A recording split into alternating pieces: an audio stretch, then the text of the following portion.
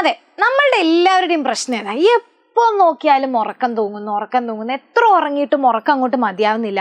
എല്ലാ സമയത്തും നമ്മൾ ഭയങ്കര സ്ലീപ്പി ആയിട്ട് ഫീൽ ചെയ്യാണ്. പക്ഷെ അതിനൊരു പ്രശ്നമുണ്ട്. ഇൻസ്റ്റഗ്രാം തോണ്ടുമ്പോഴോ, ഗെയിം കളിക്കുമ്പോഴോ, അല്ലെങ്കിൽ നിങ്ങൾക്ക് ഇഷ്ടപ്പെട്ട കാര്യങ്ങൾ ചെയ്യുമ്പോഴോ, കളിക്കാൻ പോകുമ്പോഴോ ഇപ്പോഴൊന്നും ആ പ്രശ്നമില്ല.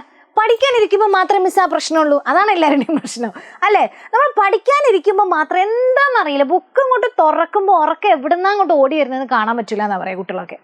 അപ്പോൾ ഇത് എന്തുകൊണ്ടായിരിക്കും, ആൻഡ് ഇത് എങ്ങനെയാണ് നമുക്ക് ഓവർകം ചെയ്യാൻ പറ്റുക എന്നുള്ളത് ഒരു സിമ്പിൾ 7 സ്റ്റെപ്പുകൾ നിങ്ങൾ ഫോളോ ചെയ്യാൻ റെഡി ആണെന്നുണ്ടെങ്കിൽ സയൻറ്റിഫിക്കലി പ്രൂവൺ ആയിട്ടുള്ള സ്റ്റെപ്സ് ആണ് കേട്ടോ. ഈ ഒരു 7 സ്റ്റെപ്പ് നിങ്ങൾ ഒരു ഫോളോ ചെയ്യാൻ റെഡി ആണെന്നുണ്ടെങ്കിൽ മാക്സിമം നിങ്ങളുടെ എന്ത് ചെയ്യാൻ പറ്റും, ആ ഒരു ടെക്സ്റ്റ് ബുക്ക് അല്ലെങ്കിൽ ബുക്ക് തുറക്കുമ്പോഴേക്കും ഉറക്കം വരുന്ന ആ ഒരു സംഭവം നമുക്ക് ഒഴിവാക്കാൻ പറ്റും. ഓക്കെ, അപ്പോൾ ആ ഒരു 7 സ്റ്റെപ്സ് ഫോളോ ചെയ്യാൻ നിങ്ങൾ റെഡി ആണെന്നുണ്ടെങ്കിൽ താഴെ യെസ് എന്ന് വേഗം കമൻറ്റ് ചെയ്തോ. Let's go to the video. അപ്പോൾ ആദ്യത്തെ സ്റ്റെപ്പ് എന്ന് പറയുന്നത് ഡെയിലി റൂട്ടീനാണ്. ഡെയിലി റൂട്ടീൻ എന്ന് പറഞ്ഞു കഴിഞ്ഞാൽ ഇപ്പം എല്ലാ ദിവസവും നമ്മൾ എന്ത് ചെയ്യാറുണ്ട്, ഒരു പെർട്ടിക്കുലർ സമയം നമ്മൾ രാവിലെ എഴുന്നേൽക്കുന്നു, സ്കൂളിൽ പോകുന്നു, തിരിച്ചു വരുന്നു, നമുക്ക് ഇഷ്ടപ്പെട്ട കുറച്ച് കാര്യങ്ങളൊക്കെ ചെയ്യുന്നു. അത് കഴിഞ്ഞിട്ട് ചിലപ്പോൾ നമ്മൾ പഠിച്ചിട്ട് ചിലപ്പോൾ പഠിക്കില്ല, കുറേ സമയം നമ്മൾ സ്ക്രോൾ ചെയ്യുന്നു, കുറേ ഡിസ്ട്രാക്ഷൻസ്, ഗെയിമിങ് കാര്യങ്ങളൊക്കെ ആയിട്ട് നമ്മൾ രാത്രി കിടക്കുന്നു.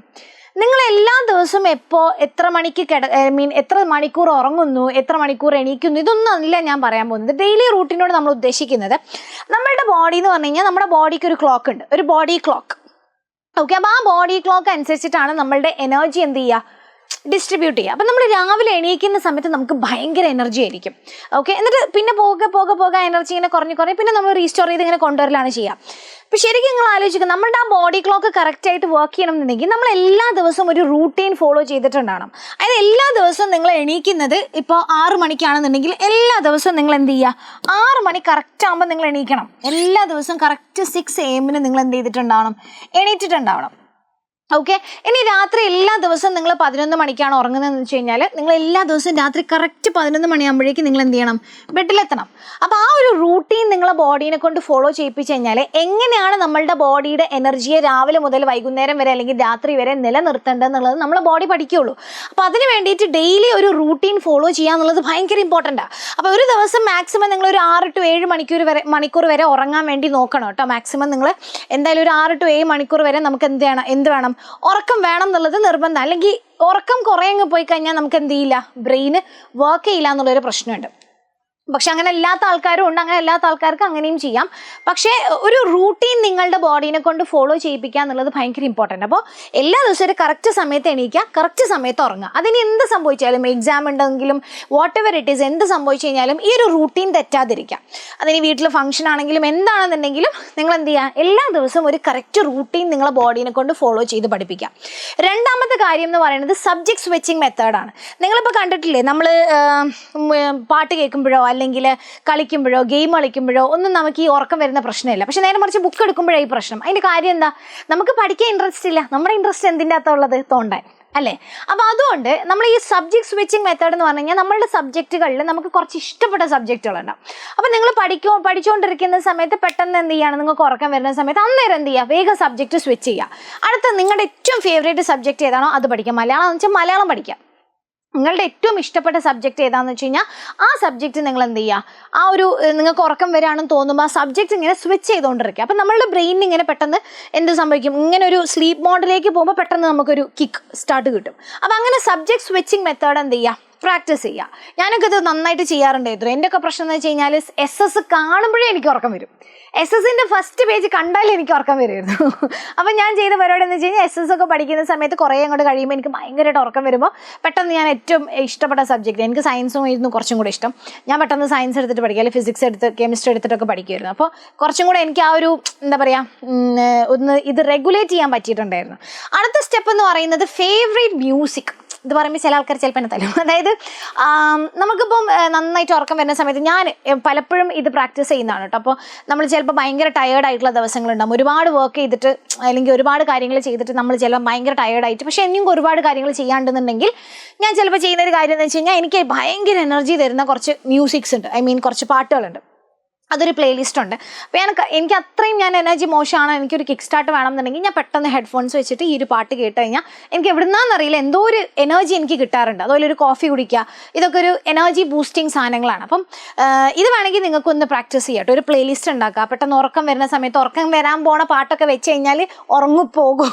ഓക്കെ, അങ്ങനത്തെ പാട്ടല്ല, നല്ല എനർജിക്കറ്റിക് ആയിട്ടുള്ള നിങ്ങൾക്ക് കുറച്ച് എനർജി തരുന്ന ടൈപ്പ് ഓഫ് സോങ്സ്, നല്ല ജിഗ് ജിഗ എന്നുള്ള പാട്ടില്ലേ, അങ്ങനത്തെ പാട്ടൊക്കെ കേട്ട് ഒന്ന് എന്ത് ചെയ്യുക, ബൂസ്റ്റപ്പ് ചെയ്യാൻ പറ്റും. ഇനി അടുത്തൊരു സ്റ്റെപ്പ് എന്ന് പറഞ്ഞു കഴിഞ്ഞാൽ ബ്ലഡ് സർക്കുലേഷൻ ഹാക്കാണ്. അതായത് നമ്മുടെ ബോഡി സ്ലീപ്പിംഗ് മോഡിലേക്ക് പോകുന്നത് എന്താണെന്ന് വെച്ച് കഴിഞ്ഞാൽ ബ്ലഡ് സർക്കുലേഷൻ ഇങ്ങനെ കുറഞ്ഞു വരുമ്പോഴാണ്. അപ്പം നമ്മുടെ ബോഡീനെ ഇങ്ങനെ എപ്പോഴും ഉണർന്നിരിക്കുന്നതും നമ്മുടെ ബോഡീനെ എപ്പോഴും ഇങ്ങനെ നല്ല അടിപൊളിയായിട്ട് എനർജറ്റിക് ആയിട്ട് കീപ്പ് ചെയ്യുന്നതും ഒരു ബ്ലഡ് സർക്കുലേഷൻ നമ്മുടെ ബോഡിയിൽ നടക്കുമ്പോഴാണ്. അപ്പോൾ ആ ബ്ലഡ് സർക്കുലേഷന് വേണ്ടിയിട്ട് നിങ്ങൾക്ക് ചെയ്യാൻ പറ്റുന്നത് എന്താണെന്ന് വെച്ച് കഴിഞ്ഞാൽ, അപ്പോൾ നമ്മൾ കുറേ നേരം ഇരുന്ന് ഇങ്ങനെ വായിക്കുകയാണെന്നുണ്ടെങ്കിൽ നമ്മുടെ ബോഡിയിലെ ബ്ലഡ് സർക്കുലേഷൻ ഇങ്ങനെ കുറഞ്ഞ് നമുക്ക് പെട്ടെന്ന് ഉറക്കം വരാൻ തുടങ്ങും. അപ്പോൾ ഈ ബ്ലഡ് സർക്കുലേഷൻ കൂട്ടാൻ വേണ്ടിയിട്ട് നിങ്ങളുടെ കയ്യിലൊരു നോട്ട്ബുക്ക് എടുക്കാം, ഒരു പെന്നും ഒരു നോട്ട്ബുക്കും വെച്ചിട്ട് നിങ്ങൾ ക്ലാസ് കാണുമ്പോഴാണോ അല്ലെങ്കിൽ ഓൺലൈനാണ് ക്ലാസ് കാണുന്നത് എന്തെങ്കിലും ടെക്സ്റ്റ് ബുക്കിലാണെന്ന് വാട്ട് എവർ ഇറ്റ് ഈസ്, നിങ്ങൾക്ക് മനസ്സിലാവുന്നത് ഇങ്ങനെ സ്പീഡിൽ എഴുതി അങ്ങനെ പഠിക്കാം. അതിങ്ങനെ കംപ്ലീറ്റ് നിങ്ങൾ വലിയ സംഭവമായിട്ട് എഴുതണമെന്നൊന്നുമില്ല, പക്ഷേ ആ ഒരു ബ്ലഡ് സർക്കുലേഷൻ നിലനിർത്താൻ വേണ്ടിയിട്ട് നിങ്ങളുടെ ബോഡീനൊന്നും ഇങ്ങനെ അനക്കിക്കൊണ്ടിരിക്കുക എന്നുള്ളത് ഇമ്പോർട്ടൻറ്റ്. അപ്പോൾ ചില ആൾക്കാരൊക്കെ ഉണ്ട് നടന്നിട്ട് പഠിക്കുന്ന ടീംസ്, അങ്ങനെ പഠിക്കുന്ന ടീംസിന് ഉറക്കം വരുന്നതിൽ കുറവായിരിക്കും, കാരണം നമ്മുടെ ബോഡി മൂവ് ചെയ്തുകൊണ്ടിരിക്കുകയാണ്. പക്ഷേ ചില ആൾക്ക് എനിക്കൊന്നും പറ്റില്ല, എനിക്ക് നടന്നുകൊണ്ട് വായിച്ചു കഴിഞ്ഞാൽ ഒന്നും തലയിൽ കയറില്ല. അപ്പോൾ ഓരോരുത്തരും ഓരോ ടൈപ്പാണ്. അപ്പോൾ ഓരോരുത്തരും അവരുടെ ഒക്കെ എന്ത് ചെയ്യുക, ഒരു റൂട്ടീനും സൈക്കിളും അനുസരിച്ച് എന്ത് ചെയ്യുക, പഠിക്കുക. അപ്പം നിങ്ങൾ രാത്രി ഇപ്പോൾ 12 മണിക്ക് ഉറങ്ങിയാലും 1 മണിക്ക് ഉറങ്ങിയാലും പ്രശ്നമില്ല, പക്ഷേ എന്നും 1 മണിക്ക് തന്നെ ഉറങ്ങണം. അതാണ് അതിൻ്റെ ഒരു റൂള്. ഓക്കെ, ഇനിയുള്ളതെന്ന് പറഞ്ഞു കഴിഞ്ഞാൽ 5 സെക്കൻഡ് റൂളാണ്. 5 സെക്കൻഡ്സ് റൂൾ എന്ന് പറഞ്ഞു കഴിഞ്ഞാൽ ഇപ്പോൾ അധികം നമുക്ക് സംഭവിക്കുന്ന കാര്യം എന്താ, നമ്മളിപ്പം വിചാരിക്കും ഓക്കെ ഇന്ന് മുതൽ ഞാൻ നന്നായിരിക്കും എന്ന് വിചാരിച്ചിട്ട് നമ്മൾ എന്ത് ചെയ്യും, നാളെ രാവിലേക്ക് നല്ല അടിപൊളിയായിട്ട് അലാറൊക്കെ വെച്ചിട്ട് നമ്മൾ കിടക്കും. രാവിലെ അലാം അടിക്കുമ്പോൾ സമയത്ത് ഒരു 5 മിനിറ്റും കൂടെ എന്ന് പറഞ്ഞൊരു സ്നൂസ് ബട്ടൺ അങ്ങ് അമർത്തും, പിന്നെ വീണ്ടും ഒരു 5 മിനിറ്റ് കൂടെ എന്ന് പറഞ്ഞ് നമ്മൾ 2-2.5 മണിക്കൂർ അവിടെ കിടന്നുറങ്ങും. ഇതാണ് എല്ലാ ദിവസവും സംഭവിക്കാറ്. അപ്പോൾ ഇതിൻ്റെ പ്രശ്നം എന്താണെന്ന് വെച്ച് കഴിഞ്ഞാൽ നമ്മുടെ ബോഡിക്ക് അല്ലെങ്കിൽ നമ്മുടെ ബ്രെയിനിന് ഒരു പ്രശ്നമുണ്ട്. നമ്മുടെ ബ്രെയിനിന് ഒരു കാര്യം ചെയ്യാൻ വേണ്ടി നോക്കുമ്പോൾ 5 സെക്കൻഡിൻ്റെ ഉള്ളിൽ തീരുമാനം എടുത്തിട്ടില്ല എന്നുണ്ടെങ്കിൽ നമ്മുടെ ബ്രെയിന് നേരെ നോ മൂഡിലേക്ക് പോകും. അതായത് ഇപ്പോൾ നിങ്ങൾ ഒരു കാര്യം ചെയ്യണ്ടേന്ന് ഇങ്ങനെ നോക്കുകയാണ്, എന്നിട്ട് അത് ചെയ്യണോ ചെയ്യണ്ടേ നിങ്ങളൊരു 5 സെക്കൻഡിൻ്റെ ഉള്ളിൽ തീരുമാനിക്കണം. ചെയ്യണം എന്നുണ്ടെന്നുണ്ടെങ്കിൽ ആ 5 സെക്കൻഡിൻ്റെ ഉള്ളിൽ നിങ്ങളത് ചെയ്യണം, അല്ലെങ്കിൽ ചെയ്യാൻ വേണ്ടിയിട്ട് നിങ്ങളെ ബോഡീനെ മൂവ് ചെയ്തിട്ടില്ല എന്നുണ്ടെങ്കിൽ പിന്നെ ബ്രെയിന് നമ്മൾ പറയുന്നത് കേൾക്കില്ല. അതാണ് ഈ അലാം ഓഫ് ആക്കുമ്പോൾ സംഭവിക്കുന്നത്. ഫസ്റ്റ് അലാം അടിച്ച 5 സെക്കൻഡിൻ്റെ ഉള്ളിൽ ബെഡിൽ നിന്ന് എണീറ്റിരിക്കണം. ഞാനൊക്കെ അങ്ങനെ ചെയ്യാറ്. ചില സമയത്ത് അലാം അടിക്കുമ്പോൾ എണീക്കാൻ മടിയാവും. അപ്പോൾ എന്താ ചെയ്യാന്ന് വെച്ച് കഴിഞ്ഞാൽ ഈ അലാം അടിക്കുന്ന ഫോൺ ഉണ്ടല്ലോ, എൻ്റെ ഒന്ന് കുറച്ച് ഭയങ്കര ദൂരത്ത് കൊണ്ടുപോയി വെക്കും. അലാം അടിക്കുന്ന സമയത്ത് ഞാൻ ഇടിച്ചിങ്ങനെ ഇറങ്ങണ്ടാണ്ടിരിക്കും. അപ്പോൾ തന്നെ ഒരു ഭയങ്കര എനർജി വരും. അതായത് ആ അലാം അടിക്കുമ്പോൾ തന്നെ നമ്മൾ എണീറ്റ് അങ്ങ് ഇരിക്കുക. ഒരു 5 സെക്കൻഡ്സിനുള്ളിൽ നമുക്ക് തീരുമാനം എടുക്കാൻ പറ്റണം.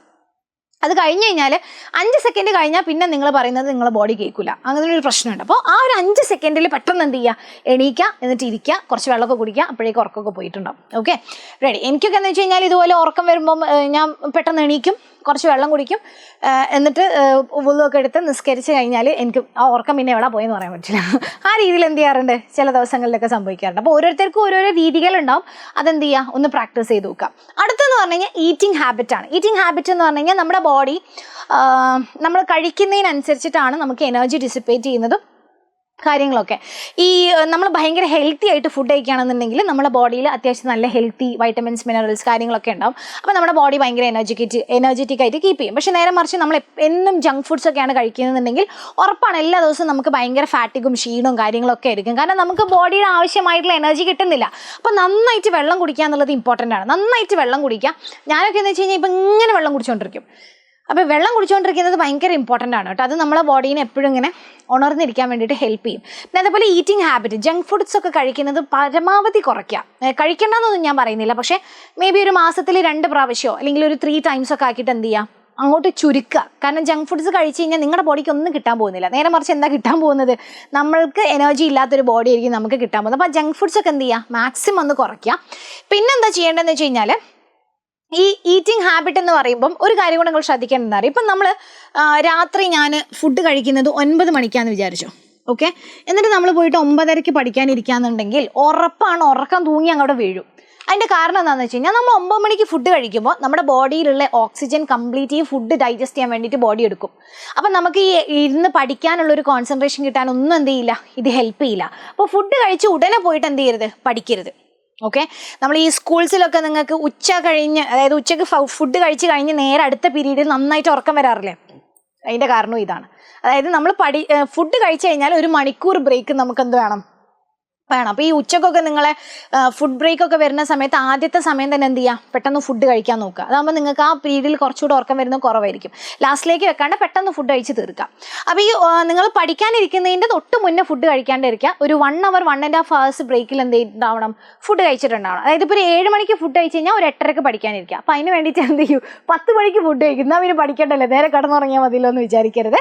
നിങ്ങൾ പഠിക്കാൻ ഉദ്ദേശിക്കുന്ന ടൈമിൻ്റെ ഒരു 1 hour അല്ലെങ്കിൽ ഒരു 1.5 hours ബാക്കിൽ എന്ത് ചെയ്യണം? ഫുഡ് കഴിച്ചിട്ടുണ്ടാവണം കേട്ടോ. അടുത്തത് ലൈറ്റ് വേഴ്സസ് ഡാർക്ക്. അതായത് നമ്മളുടെ ബോഡി എന്ന് പറഞ്ഞു കഴിഞ്ഞാൽ നമ്മുടെ ബ്രെയിനിൻ്റെ വിചാരം, നല്ല ലൈറ്റ് അടിച്ച് കഴിഞ്ഞാൽ ബ്രെയിനിൻ്റെ വിചാരം എന്താ? നേരം വിളിച്ചു, ഓക്കെ ഫൈൻ, നല്ല എനർജറ്റിക് ആവാം എന്ന് വിചാരിക്കും. ഡാർക്ക് ആകുമ്പോൾ നമ്മുടെ ബോഡി അല്ലെങ്കിൽ ബ്രെയിൻ എന്ത് ചെയ്യും? ഓട്ടോമാറ്റിക്കലി ഇങ്ങനെ ഒരു സ്ലീപ്പ് മോഡിലേക്ക് പോകും. അപ്പോൾ ആ ഒരു ഡിഫറൻസ്, ഇപ്പം നിങ്ങൾ രാവിലെ പഠിക്കുന്ന ആൾക്കാരുണ്ട്, അപ്പോൾ ഇതിന് വലിയ വിഷയമില്ല. നല്ല ലൈറ്റ് എപ്പോഴും ശ്രദ്ധിക്കേണ്ടത് എന്താണെന്ന് വെച്ച് കഴിഞ്ഞാൽ ബോഡി എപ്പോഴും ഉണർന്ന് നിൽക്കണം എന്നുണ്ടെങ്കിൽ നല്ല ലൈറ്റിങ് വേണം. അപ്പോൾ നിങ്ങൾ രാത്രിയാണ് പഠിക്കുന്നുണ്ടെങ്കിലും രാവിലെയാണ് പഠിക്കുന്നതെന്നുണ്ടെങ്കിലും നല്ല ലൈറ്റിംഗ് ഉള്ള റൂമിൽ, നല്ല വെളിച്ചം കിട്ടുന്ന റൂമിൽ എന്ത് ചെയ്യണം? ഇരുന്നിട്ട് വേണം പഠിക്കാൻ വേണ്ടിയിട്ട്. ഓക്കെ, അപ്പോൾ രാത്രിയാണ് നിങ്ങൾ പഠിക്കുന്നതെന്നുണ്ടെങ്കിൽ ടേബിൾ ലൈറ്റും റൂമിലെ ലൈറ്റൊക്കെ വെച്ചിട്ട് അത്യാവശ്യം നന്നായിട്ട്, ചില കുട്ടികളുണ്ട് ഡിം ലൈറ്റിലൊക്കെ പഠിക്കുന്ന കുട്ടികൾ, അപ്പോൾ അത് ശരിക്കും നിങ്ങളുടെ കണ്ണിനും കേടാണ്, ബോഡിക്കും കേടാണ്. അപ്പോൾ ഏറ്റവും ബെറ്റർ എന്ത് തന്നെയാണ്?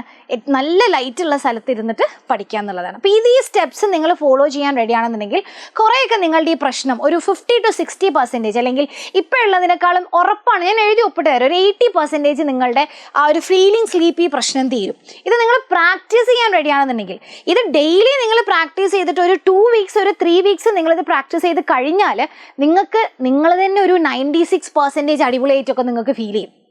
ഒരു ചെറിയൊരു പെർസെൻറ്റേജ് മാത്രമേ നമുക്കവിടെ ബാക്കി ഉണ്ടാവുള്ളൂ. അപ്പോൾ അത്രയും നമ്മൾ അടിപൊളിയായിട്ട് മാറും. അപ്പോൾ ഈ ഒരു 7 steps നിങ്ങൾ അപ്ലൈ ചെയ്യാൻ റെഡിയാണെന്നുണ്ടെങ്കിൽ ഓൾ ദ ബെസ്റ്റ്. അടിപൊളിയായിട്ട് പഠിക്കാം, ഉറക്കമൊന്നും വരില്ല, ഐ എം ഗ്യാരണ്ടി.